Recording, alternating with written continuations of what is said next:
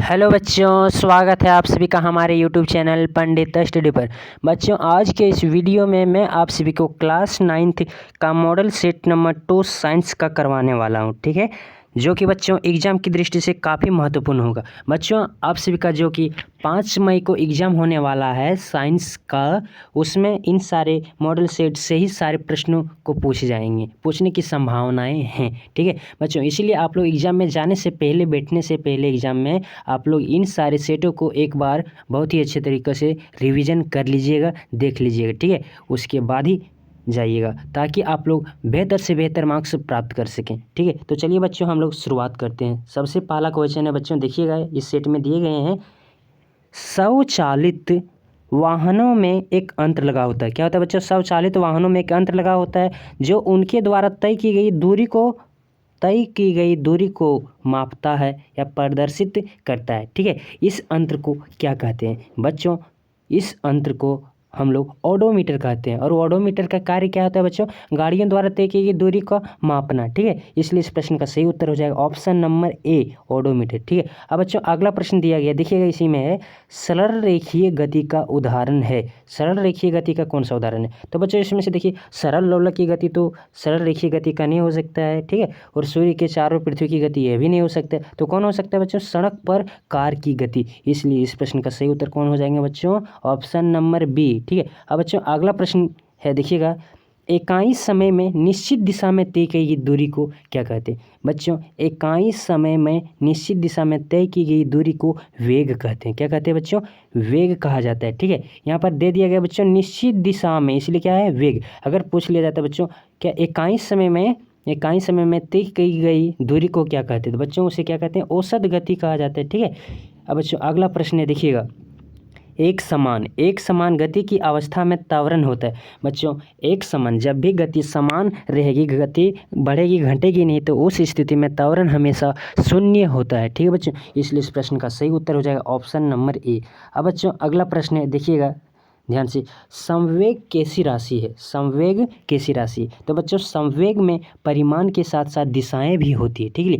इसीलिए यह एक सदिश राशि है। और बच्चों, मैंने पहले वाले सेट में बताया था कि जिस भी शब्द में व आए आ तो ब आए, वह जनरली क्या होगा बच्चों? सदिश राशि होंगे, ठीक है। देखिए, अब संवेग में क्या आ रहा है? वह आ रहा है ना, इसलिए क्या हो गया? सदिश राशि। पहचानने के लिए आप लोग ट्रिक का यूज कर सकते हैं, ठीक है, जिसमें से कभी गलती नहीं होगी, ठीक है बच्चों। देखिए, संवेग में परिमाण के साथ साथ दिशाएं भी होती है, इसलिए क्या है? एक सदिश राशि है। जैसे संवेग, विस्थापन, वेग, ये सभी क्या है बच्चों? सदिश राशि हैं, ठीक है, क्योंकि इनमें दिशाएं भी होती हैं। और इसलिए इस प्रश्न का सही उत्तर हो जाएंगे ऑप्शन नंबर ए। अब बच्चों, अगले प्रश्न की ओर चलते हैं। देखिए, दिया गया है, सभी वस्तुएं अपनी अवस्था में परिवर्तन का विरोध करती, ठीक है। यह गुण क्या कहलाता है बच्चों? सभी वस्तुएं अपनी अवस्था में परिवर्तन का विरोध करते हैं, यानी कि वह जिस अवस्था में है उसी अवस्था में रहना चाहता है, ठीक है। अगर वह गतिशील अवस्था में तो गति को अपने बनाए रखना चाहता है, और अगर यह वह विरामावस्था में है तो वह विरामावस्था में ही बने रहना चाहता है, जब तक कि उस पर कोई बाह्य बल कार्य ना करे। तो इस गुण को क्या कहा जाता है बच्चों? जड़त्व का गुण कहा जाता है। क्या कहा जाता है? जड़त्व का गुण। इसलिए इस प्रश्न का सही उत्तर हो जाएगा ऑप्शन नंबर बी। अब बच्चों, अगला प्रश्न देखिएगा, दिया गया है, संवेग का एसआई मात्रक होता है। बच्चों, सबसे पहले आप लोग समझिए कि संवेग किसे कहते हैं, ठीक है। तो बच्चों, किसी भी वस्तु का द्रव्यमान और उनके वेग के गुणनफल को क्या कहते हैं बच्चों? संवेग। क्या कहते हैं? संवेग। और संवेग को किससे सूचित करते हैं? तो पी से। क्या करते हैं? पी से। तो संवेग का सही मात्रक क्या हो जाएगा? सबसे पहले देखिएगा, मास, यानी कि द्रव्यमान का सही मात्रक केजी, और केजी हो गया। उसके बाद क्या है? वेग। और वेग का सही मात्रक क्या होता है बच्चों? मीटर पर सेकंड। इसलिए आप संवेग का बोलिए बच्चों, क्या आगे? संवेग का सही मात्रक केजी मीटर पर सेकंड। अब बच्चों देखिए, इस ऑप्शन में कौन सा मैच हो रहा है? तो बच्चों, option number A, KG metre पर सेकंड, देखिए ऑप्शन नंबर ए हो जाएगा, ठीक है। इसलिए इस प्रश्न का सही उत्तर ऑप्शन नंबर ए। अब बच्चों, अगला प्रश्न देखिएगा, दिया गया है, यदि दो वस्तु कौन कौन से बच्चों? ए हैं और एक क्या है? बी हैं, और जिनके द्रव्यमान क्या है? अलग अलग है। 6 केजी है एक का, और एक का कितना है? 34 केजी। अब पूछा गया है बच्चों, देखिए, हो तो एक का जड़त्व 20 से अधिक होगा, कौन सा? देखिए बच्चों, एक का, अब जड़त्व क्या बोले थे कि जड़त्व हमेशा द्रव्यमान पर निर्भर करता है, यानी कि जड़त्व उसका ज़्यादा होगा जिसका द्रव्यमान क्या होगा बच्चों? ज़्यादा होगा, डायरेक्टली प्रोपोर्शनल होगा मास की, ठीक है। अब बच्चों देखिएगा, ये में दिया गया है, देखिए सबसे पहले 6 केजी, तो एक इसका मास कितना है? कम है, तो इसका द्रव्यमान भी क्या होगा बच्चों? यानी कि द्रव्यमान कम है तो जड़त्व भी कम होगा। और इसका द्रव्यमान ज़्यादा है तो क्या होगा, इसका जड़त्व तो अधिक होगा, इसलिए बी का जड़त्व तो ए से क्या होगा बच्चों, अधिक होगा। ठीक है, इसलिए इस प्रश्न का सही उत्तर हो जाएगा ऑप्शन नंबर बी। अब बच्चों अगला प्रश्न देखिएगा, न्यूटन का कौन सा गति नियम ही गति का वास्तविक नियम है। बच्चों न्यूटन की गति के द्वितीय नियम को कहा जाता है, न्यूटन की गति का वास्तविक नियम भी कहा जाता है। ठीक है, इसलिए इस प्रश्न का सही उत्तर हो जाएगा ऑप्शन नंबर बी। अब बच्चों अगला प्रश्न दिया गया है, देखिएगा, पृथ्वी के गुरुत्वीय त्वरण जी का इकाई मात्रक होता है। बच्चों त्वरण का इकाई मात्रक क्या होता है, मीटर पर सेकंड स्क्वायर होता है। ठीक है, इसलिए इस प्रश्न का सही उत्तर हो जाएगा ऑप्शन नंबर बी। अब बच्चों अगला प्रश्न देखिए, पृथ्वी सूर्य के चारों ओर चक्कर लगाती है। क्या करती है बच्चों, पृथ्वी सूर्य के चारों ओर चक्कर लगाती है, यह किस बल के कारण होता है। बच्चों यह गुरुत्वाकर्षण बल के कारण होता है। कौन सा बल है, इसलिए इस प्रश्न का सही उत्तर है ऑप्शन नंबर ए। अब बच्चों अगला प्रश्न है, देखिएगा, सार्वत्रिक गुरुत्वीय स्थिरांक जी का इकाई मात्रक होता है। बच्चों इस प्रश्न का सही उत्तर हो जाएगा ऑप्शन नंबर सी। क्या होता है बच्चों, सार्वत्रिक गुरुत्वीय स्थिरांक जी का इकाई मात्रक है न्यूटन मीटर स्क्वायर पर केजी। ठीक है, इसलिए इस प्रश्न का सही उत्तर ऑप्शन नंबर सी। अब बच्चों अगला प्रश्न देखिएगा, दिया गया है, यदि दो वस्तुओं के बीच की दूरी को आधा कर दिया जाता है। क्या हो रहा है बच्चों, यदि दो वस्तुओं के बीच की दूरी को आधा कर दिया जाए तो उनके बीच का गुरुत्वाकर्षण बल किस प्रकार बदलेगा। अब बच्चों सबसे पहले आप समझिएगा क्या कह रहे हैं, दो वस्तु हैं, कितने हैं, दो। अब मान लेते हैं कि दो वस्तु कौन कौन से, जैसे एक हम मान लें कि एक ए है और एक क्या है बच्चों बी, और इनके बीच की दूरी कितने हैं बच्चों, आर है। ठीक, और जब आर रहेंगे और इनका दोनों का मास क्या है बच्चों, अलग अलग, मान लें कि इसका मास कितना है m1 और इसका कितना है बच्चों m2 है। ठीक है, और दूरी कितना है r, तो गुरुत्वाकर्षण बल के अनुसार क्या हो जाएंगे बच्चों, जी m1 इंटू m2 बट्टा क्या होता है बच्चों r स्क्वायर। लेकिन जब क्या कर दिया जा रहा है बच्चों, ध्यान से समझिए क्या कर दिया जा रहा है, देखिए कि जब उनके बीच की दूरी को आधा कर दिया जाता है तो क्या हो जाएगा, गुरुत्वाकर्षण बल F बराबर क्या होगा बच्चों, देखिए जी तो रहेगा कांस्टेंट वैल्यू। ठीक है, देखिए m1 इंटू m2 बट्टा, अब r की जगह पर क्या दूरी आधा कर दिया जा रहा है, दूरी को क्या कर दिया जा रहा है बच्चों, आधा, और दूरी को आधा कर दिया जा रहा है। ठीक है, अब देखिए तो क्या हो जाता है इसमें से, F बराबर क्या हो जाएगा, जी m1 by m1 into m2 बट्टा कितने हो जाएंगे बच्चों, r बट्टा 4, कितने हो जाएंगे 4। अब जब यह 4 नीचे अगर वह ऊपर जाएगा तो कितने हो जाएंगे बच्चों, F बराबर कितना निकल जाएंगे, कितने निकल जाएंगे, देखिएगा 4 गुना हो जाएंगे, कितने हो जाएंगे, 4 गुना जी m1 m2 बट्टा क्या हो जाएंगे बच्चों, आर स्क्वायर। ठीक है, मान लिया कि जब आधा कर दिया जाता है तो उसमें गुरुत्वाकर्षण बल क्या हो जाता है, एफ डैश हो जाता है। ठीक है बच्चों, एफ डैश से मान लेते हैं, एफ डैश निकालते हैं। अब बच्चों समझिए पहले गुरुत्वाकर्षण का बल देखिए कितना था, एफ बराबर जी m1 m2 by are square. अब बच्चों इतना की जगह पर क्या रख सकते हैं, इतना देखिए पहले की तुलना में कितना हो गया, 4 गुना हो गया, 4 गुना हो गया ना, इसलिए इस प्रश्न का सही उत्तर कौन सा हो जाएंगे बच्चों, ऑप्शन नंबर ए। कितना हो जाएंगे, 4 गुना, देखिए 4 गुना, इसलिए इस प्रश्न का सही उत्तर ऑप्शन नंबर ए। अब बच्चों अगला प्रश्न दिया गया है, देखिएगा ध्यान से, द्रव्यमान का मान सभी जगह होता है। बच्चों द्रव्यमान का मान सभी जगह समान होता है। क्या होता है बच्चों, द्रव्यमान का मान सभी जगह समान, चाहे आप अंतरिक्ष में, आसमान में कहीं भी क्यों ना चले जाएं, द्रव्यमान घटता नहीं है। ठीक है, लेकिन बच्चों इसी अगर यही क्वेश्चन पूछ लिया जाता है कि भार का मान सभी जगह होता है तो क्या परिवर्तनशील हो जाता है, मतलब जगह के परिवर्तन से क्या होता है बच्चों, उसका मान बदलते रहता है। ठीक है, द्रव्यमान का मान सभी जगह समान होता है, इसलिए इस प्रश्न का सही उत्तर हो जाएगा ऑप्शन नंबर ए। अब बच्चों अगला प्रश्न दिया गया है कि दिए गए चित्र में पदार्थ की किस अवस्था के कणों को दिखाया गया। अब बच्चों सबसे पहले आप लोग फिगर पर गौर कीजिए। ठीक, क्या किया, देखिए इस फिगर में पदार्थ के कण देखिए बहुत सटे हुए हैं कि नहीं, यानी कि उनके बीच गैपिंग बहुत कम है। तो बच्चों यह पदार्थ के ठोस गुणों को दिखाया गया। कौन से गुण है बच्चों, ठोस, इसलिए प्रश्न का सही उत्तर ऑप्शन नंबर ए।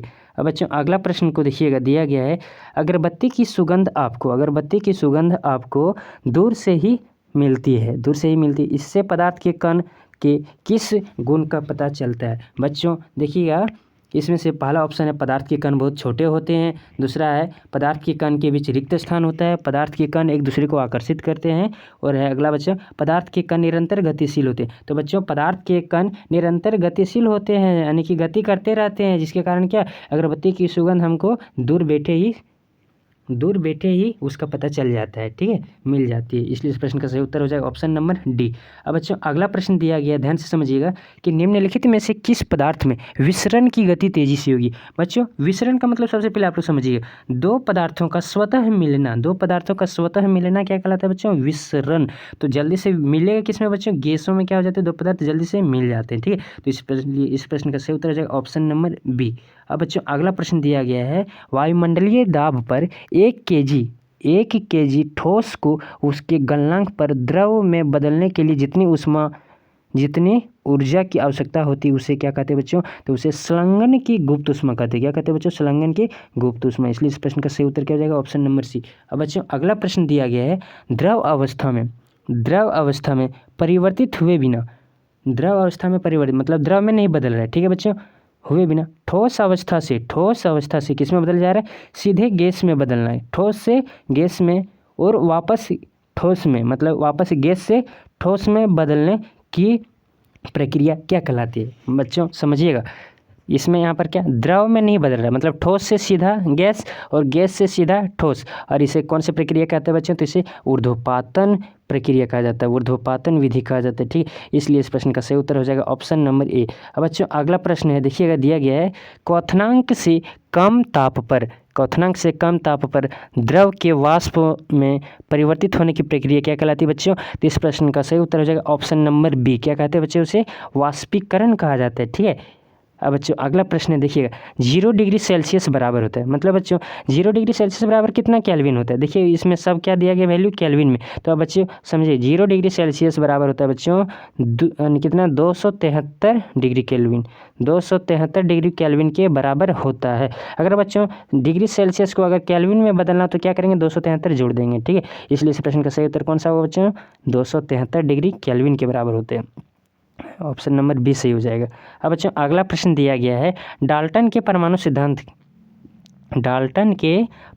सिद्धांत का निम्नलिखित में से कौन सा बिंदु द्रव्यमान संरक्षण के नियम का व्याख्या करता है। बच्चों इस प्रश्न का सही उत्तर हो जाएगा, परमाणु अविभाज्य सूक्ष्मतम कण होते हैं। क्या होते हैं, असूक्ष्मतम कण होते हैं, जो किसी भी रासायनिक अभिक्रिया में ना तो निर्मित किया जा सकते हैं और ना ही विनाश किया जा सकते हैं, ठीक। इसलिए इस प्रश्न का सही उत्तर हो जाएंगे ऑप्शन नंबर सी। क्या हो जाएंगे बच्चों, ऑप्शन नंबर सी, ठीक है। अब बच्चों अगला प्रश्न है, देखिएगा दिया गया है कि ऑक्सीजन का परमाणु द्रव्यमान 16 है, ठीक है, 16 यूनिट है। तो इसका क्या अर्थ है, तो बच्चों इस प्रश्न का आंसर होगा, इसका अर्थ होता है बच्चों, ऑक्सीजन का क्या है, ऑक्सीजन का एक परमाणु कार्बन के 12 परमाणु द्रव्यमान के 1/12वें भाग से 16 गुना भारी होता है, ठीक है। इसलिए इस प्रश्न का सही उत्तर ऑप्शन नंबर बी हो जाएगा। अब बच्चों अगला प्रश्न देखिएगा, दिया गया है, किसी भी यौगिक का सूक्ष्मतम कण जो स्वतंत्र अवस्था में रह सकता है, ठीक है, तथा उस यौगिक के सभी गुणों को प्रदर्शित करता है, वह क्या कहलाता है बच्चों, जो स्वतंत्र अवस्था में रह सकता है वह अणु कहलाता है, ठीक है। इसलिए इस प्रश्न का सही उत्तर हो जाएगा ऑप्शन नंबर बी। अब बच्चों अगला प्रश्न देखिएगा, दिया गया है, निम्नलिखित में से कौन सा यौगिक चतुर्परमाणुक है। अब बच्चों चतुर्परमाणुक का मतलब क्या होता है, जिसमें से 4 परमाणु जुड़े हुए हो, ठीक। तो देखिए सबसे पहले इसमें से कितने परमाणु, कैल्शियम कितने बच्चों, 1, कैल्शियम 1 और कार्बन 1, कितना हो गया, कैल्शियम 1 है, कार्बन कितने 1 हैं, और ऑक्सीजन कितने हैं, 3 है, ऑक्सीजन 3। तो कुल मिलाकर के कितने हो जाएंगे बच्चों, 3 और 1 4 और कितने हो गए 5, यानी कि यहाँ 5 है। और बच्चों NH3 में मतलब अमोनियम देखिए बच्चों, हाइड्रोजन के 3 है और नाइट्रोजन के 1 है, मतलब 1 और 3 कितने हो जाएंगे बच्चों, यहाँ पर कितने हैं 4, कितने हो जाएंगे 4, ठीक है। अब बच्चों देखिए हमसे पूछा गया चतुर्परमाणु कौन है, तो चतुर्परमाणु कौन आ गया बच्चों, अमोनिया का आ गया। इसलिए प्रश्न का सही उत्तर क्या हो जाएंगे, बी। लेकिन हम लोग चेक कर सकते हैं, आगे भी कर सकते हैं। देखिए बच्चों हाइड्रोजन के इसमें कितने हैं, 2 परमाणु, 2 हैं और 1 है ऑक्सीजन के, मतलब इसमें से कितने हैं, कुल 3 है। और इसमें कितने हैं बच्चों, Na 1 है और 1 इतने, इसमें से कितने हैं 2 परमाणु। तो इसमें से इस प्रश्न का कौन सा सही उत्तर हो जाएगा बच्चों, NH3 अमोनिया में कितने हैं, 4 चतुर्परमाणु हैं, ठीक है। इसलिए इस प्रश्न का सही उत्तर हो जाएगा ऑप्शन नंबर बी। अब बच्चों अगला प्रश्न दिया गया, देखिएगा 36 ग्राम जल को मोल में बदलिए। 36 ग्राम जल को किस में बदलना है बच्चों, मोल में। अब बच्चों सबसे पहले आप लोग समझिएगा कि मोल बराबर क्या होता है, मोल बराबर क्या होता है बच्चों, दिया गया द्रव्यमान। क्या होता है बच्चों, दिया गया द्रव्यमान गिवन मास, क्या बोल सकते हैं बच्चों, गिवन मास बट्टा क्या होता है, एटॉमिक मास बट्टा एटॉमिक मास। अब बच्चों देखिए इसमें से क्या दिया गया, कुछ दिया गया है क्या, मास हमें क्या निकालना, मोल तो निकालना है, छोड़ दीजिए, मोल में बदलें। अब बच्चों इसमें से दिया गया द्रव्यमान कितना है 36, तो 36 लिख दीजिएगा, ठीक। अब बच्चों एटॉमिक मास कितना दिया गया, एटॉमिक मास कितना है, देखिए एटॉमिक मास यानी कि 36 जल का एटॉमिक मास निकालेंगे तो कितना निकल जाएगा। सबसे पहले कितना है, कैसे निकालते हैं, हाइड्रोजन का एक परमाणु तो एक देंगे, यानी कि यहाँ पर 2 है तो 2 ले लेंगे, और इसका परमाणु द्रव्यमान कितना है 1, तो 1 लेंगे। अब ऑक्सीजन कितने हैं बच्चों, ऑक्सीजन 1 है तो 1 लेंगे, और इस ऑक्सीजन का परमाणु द्रव्यमान कितना होता है 16, तो 16 लेंगे। अब कितना 2 एकम 2, और इसको सॉल्व करेंगे तो कितना आएगा बच्चों 18, यानी कि एटॉमिक वेट कितना आ गया, एटॉमिक वेट कितना आ गया, एटॉमिक वेट ये आ गया 18। तो यहाँ पर क्या लिखेंगे बच्चों 18, अब कटेगा तो काट देंगे, 18 एकम 18 और 18 दूनी कितना हो जाएगा 36। इसलिए इस प्रश्न का सही उत्तर कितना हो जाएगा बच्चों 2 मोल, 2 मोल। और 2 मोल कौन सा ऑप्शन में मैच कर रहा है बच्चों, देखिए ऑप्शन नंबर ए। इसीलिए इस प्रश्न का सही उत्तर हो जाएगा ऑप्शन नंबर ए। अब बच्चों अगला प्रश्न में दिया गया, देखिएगा दिया है 5 मोल नाइट्रोजन गैस का, 5 मोल नाइट्रोजन गैस का द्रव्यमान क्या होगा, ठीक है। अब बच्चों वही वाला चीज़ लगाएंगे हम लोग, क्या लगाएंगे, मोल बराबर अभी क्या बताया मैंने, दिया गया द्रव्यमान मतलब गिवन मास, गिवन मास, ठीक है, दिया गया द्रव्यमान बटा एटॉमिक वेट, यानी कि देखिए एटॉमिक वेट में फिर इसी में लगा दीजिए मास कितना दिया गया बच्चों, दिया गया है क्या, नहीं दिया गया, यही तो हमें निकालना छोड़ दीजिए। अब बच्चों गिवन मास कितना है, इसमें भी क्या दिया है 5 मोल, 5 मोल इसमें से दिया गया है, ठीक है, ले लेंगे। गिवन मास है हमें नहीं, द्रव्यमान तो ही ज्ञात करना है ना, इसलिए छोड़ दीजिए। गिवन मास ये वाला हमें निकालना क्या है, मास हमको पता नहीं, छोड़ दीजिए। एटॉमिक वेट कितना, अब बच्चों नाइट्रोजन का वेट कितना होता है, देखिए नाइट्रोजन का परमाणु द्रव्यमान कितना होता है बच्चों, नाइट्रोजन का परमाणु द्रव्यमान कितना होता है 14, कितना होता है 14। और चूंकि नाइट्रोजन हमेशा कंबाइंड स्टेट में रहते हैं, मतलब N2 के फॉर्म में रहते हैं, ठीक, इसलिए इसका द्रव्यमान कितना हो जाएगा बच्चों 14 28 हो जाएंगे, ठीक। अब बच्चों यहाँ पर हमें लगा देना है 28, कितना हो जाएगा इसका एटॉमिक वेट कितना होगी 28। अब बच्चों इसे सॉल्व कर देना, कैसे करेंगे, कुछ नहीं तो 1 बिठा देंगे, इसे तिर्यक गुना करा देंगे, तिर्यक गुना करा देंगे। अब जब इसे सॉल्व करेंगे तो कितना आ जाएंगे बच्चों, देखिए ध्यान से कीजिए सॉल्व, यानी कि कीजिएगा तो GM गिवन मास, यानी कि मास कैसे निकालेंगे बच्चों 28 गुना 5 करेंगे, मतलब 5 गुना 28 करा देंगे, कितना आ जाएंगे बच्चों 140। इसलिए इस प्रश्न का सही उत्तर हो जाएंगे 140 U, ठीक है। अब बच्चों देखिए 140 U कहाँ है, ऑप्शन नंबर बी हो जाएंगे इस प्रश्न का सही उत्तर। अब बच्चों अगला प्रश्न दिया गया, देखिए कोशिका का बिजली घर क्या है, तो बच्चों कोशिका का बिजली घर माइटोकॉन्ड्रिया को कहा जाता है, ठीक है। पावर हाउस किसे कहा जाता है, तो माइटोकॉन्ड्रिया को कहा जाता है, इसलिए इस प्रश्न का सही उत्तर कौन हो जाएगा माइटोकॉन्ड्रिया। अब बच्चों अगला प्रश्न है, देखिएगा दिया गया है निम्नलिखित में से कोशिकांग का अपना DNA तथा राइबोसोम होता है, तो बच्चों किसका अपना राइबोसोम तथा DNA होता है, तो बच्चों इस प्रश्न का सही उत्तर हो जाएगा माइटोकॉन्ड्रिया। क्या हो जाएगा बच्चों, माइटोकॉन्ड्रिया का अपना DNA तथा राइबोसोम होता है, इसलिए इस प्रश्न का सही उत्तर कौन हो जाएगा बच्चों ऑप्शन नंबर डी।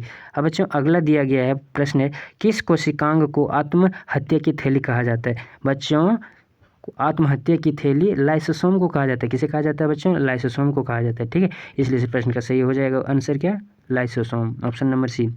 हाँ बच्चों अगला प्रश्न है, प्रोकैरियोटिक कोशिका का उदाहरण, बच्चों प्रोकैरियोटिक कोशिकाएं अधिकतर सूक्ष्म जीवों में पाए जाते हैं, किसमें पाए जाते हैं बच्चों, सूक्ष्म जीवों में, जिसमें सुसंगठित कोशिकाएं नहीं हो, ठीक है, उपस्थित। अब बच्चों इसलिए इस प्रश्न का सही उत्तर क्या हो जाएंगे, बैक्टीरिया, क्या होंगे बच्चों, बैक्टीरिया, जीवाणुओं में, ठीक है।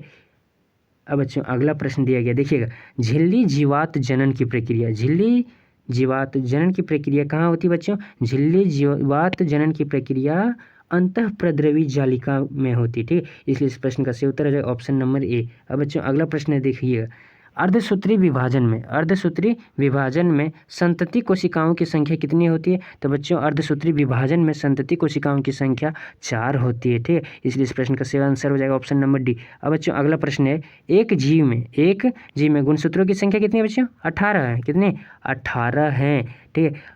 उस जीव के अंडे में गुणसूत्रों की संख्या कितनी होगी, तो बच्चों एक जीव में गुणसूत्रों की संख्या अगर 18 है, अगर अंडा निषेचित अंडा होगा यानी निषेचन हो चुका होगा तो गुणसूत्रों की संख्या बराबर होगी, ठीक है, और नहीं हुआ होगा तो क्या हो जाता है बच्चों, आधा हो जाता है, ठीक है। यहाँ पर इस प्रश्न का सही उत्तर क्या हो जाएगा बच्चों, ऑप्शन नंबर ए 18 होगा, ठीक है। अब बच्चों अगला प्रश्न दिया गया, देखिए पौधों में जल एवं खनिज लवण का संवहन कौन करता है, तो बच्चों मैंने बताया था कि जाइलम क्या करता है, ज फॉर जाइलम, यानी ज से क्या है जाइलम, जल को कहाँ से, जड़ से लेकर के कहाँ तक पहुँचा देते हैं, पौधे के विभिन्न भागों तक पहुँचा देते हैं। ज फॉर क्या याद रखेंगे हम लोग, जल से, जाइलम क्या करता है, जल और खनिज लवण को पौधे के विभिन्न भागों तक पहुँचा हैं, ठीक है। इसलिए इस प्रश्न का सही उत्तर क्या हो जाएंगे, जाइलम। अब बच्चों अगला प्रश्न देखिए, रक्त एक उत्तक है, तो बच्चों रक्त कौन सा उत्तक है, एक तो रक्त एक संयोजी उत्तक है, कौन सा उत्तक, संयोजी उत्तक है, ठीक है। अब बच्चों अगला प्रश्न देखिएगा, अस्थि एवं मांसपेशी को जोड़ने वाली रचना को क्या कहते हैं बच्चों, तो अस्थि एवं मांसपेशी को जोड़ने वाली रचना टेंडन कहलाती है। क्या कहलाती है बच्चों? टेंडन, ठीक है। लेकिन बच्चों अगर आपसे पूछ लिया जाता है कि अस्थि को अस्थि से कौन जोड़ता है, तो बच्चों उस प्रश्न का सही उत्तर क्या हो जाता है? लिगामेंट। क्या होगा? लिगामेंट। अब बच्चों चलिए अगले प्रश्न की ओर। दिया गया है पैरेन्काइमा जिसमें क्लोरोफिल हो उसे क्या कहते हैं या क्या कहलाती है? देखिए, पैरेन्काइमा जिसमें क्लोरोफिल पाया जाता है उसे क्लोरेन्काइमा कहते हैं। क्या कहते हैं बच्चों? क्लोरेन्काइमा। इसलिए इस प्रश्न का सही उत्तर ऑप्शन नंबर सी। अब बच्चों अगला प्रश्न है, देखिएगा, किस ऊतक के विभाजन से पौधे की लंबाई बढ़ती? बच्चों विभज्योतक ऊतक के कारण क्या होते हैं? पेड़ पौधे की लंबाई हमेशा जीवन भर बढ़ते रहते हैं, ठीक है। इसलिए इस प्रश्न का सही उत्तर हो जाएगा ऑप्शन नंबर ए। अब बच्चों अगला प्रश्न है, मुख गुहा की आंतरिक सतह किस ऊतक की बनी होती है? बच्चों मुख गुहा की आंतरिक सतह एपिडर्मल की बनी होती है। किस ऊतक की बनी होती है? एपिडर्मल ऊतक, ठीक है। इसलिए इस प्रश्न का सही उत्तर एपिडर्मल। बच्चों अगर आपको यह वीडियो ज़रा सा भी हेल्पफुल लगे तो हमारे इस चैनल को लाइक शेयर और कमेंट जरूर कीजिएगा। और बच्चों आप लोग कमेंट करके बताइएगा कि आप लोगों को नेक्स्ट वीडियो किस टॉपिक पर चाहिए, ठीक है। बच्चों आप लोग एग्ज़ाम में जाने से पहले एक बार इन मॉडल सेट को अच्छी तरह से तैयारी कर लीजिएगा, क्योंकि इन्हीं सब मॉडल सेट से ही सारे प्रश्न पूछे जाएंगे, ठीक है। तो बच्चों आज की इस वीडियो में इतना ही बस। धन्यवाद।